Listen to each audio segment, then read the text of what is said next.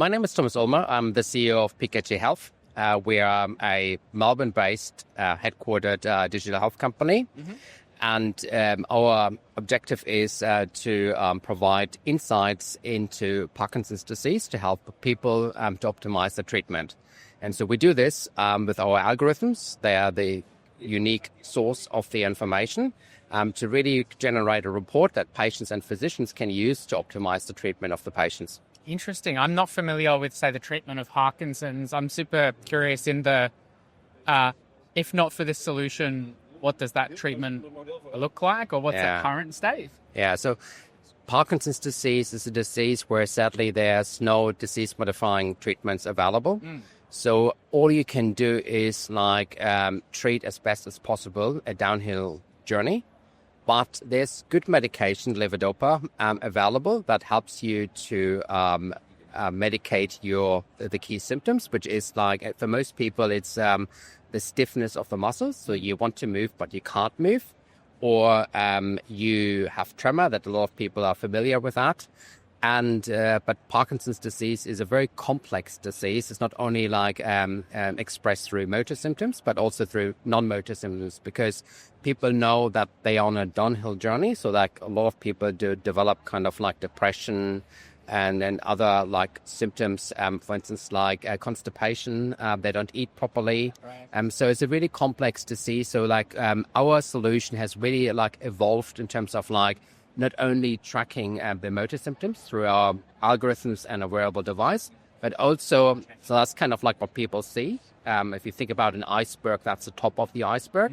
And then there's the bottom part of the iceberg is what people don't see, how you're feeling, what are you eating, and how you're sleeping. And so you're really providing now a holistic monitoring solutions that patients and physicians can use to optimize treatment.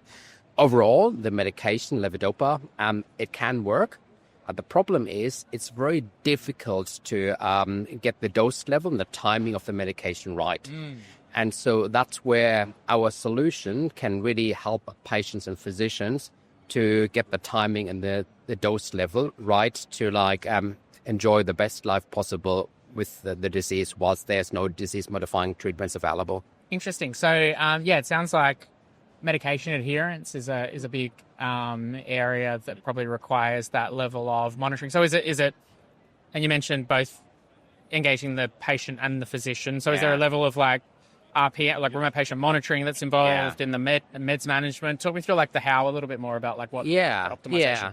So the standard is that when physicians feel they don't know exactly what level of medication a patient is required. They give them a PKG system, which is kind of comprised of our wearable device. Okay. They wear that for about 7 days. We provide the objective monitoring report.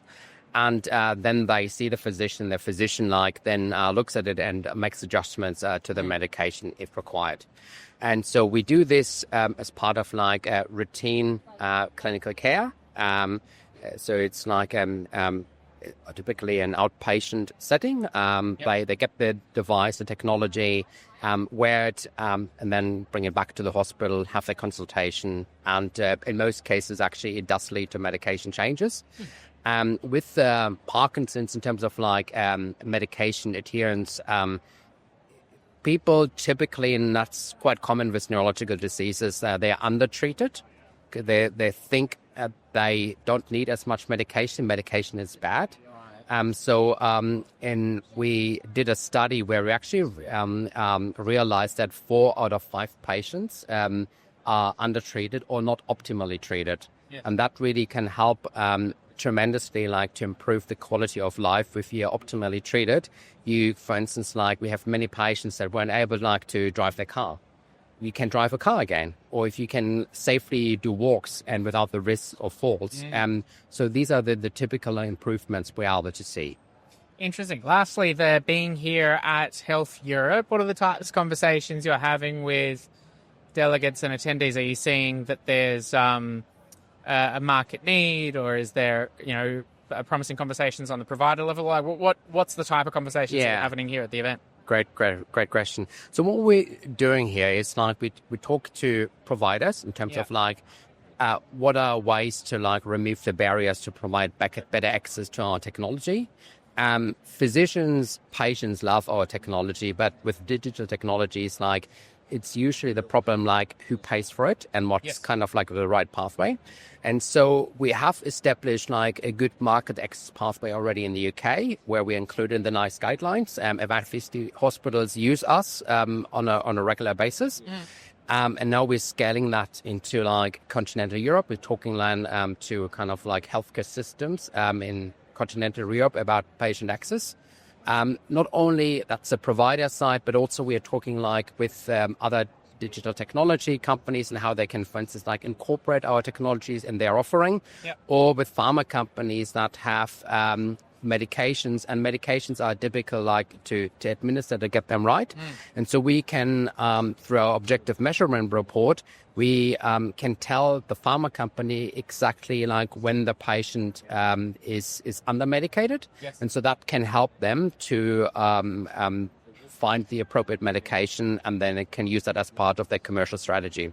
So it's both working with providers as well as the pharmaceutical companies to help them find a solution for the right patients.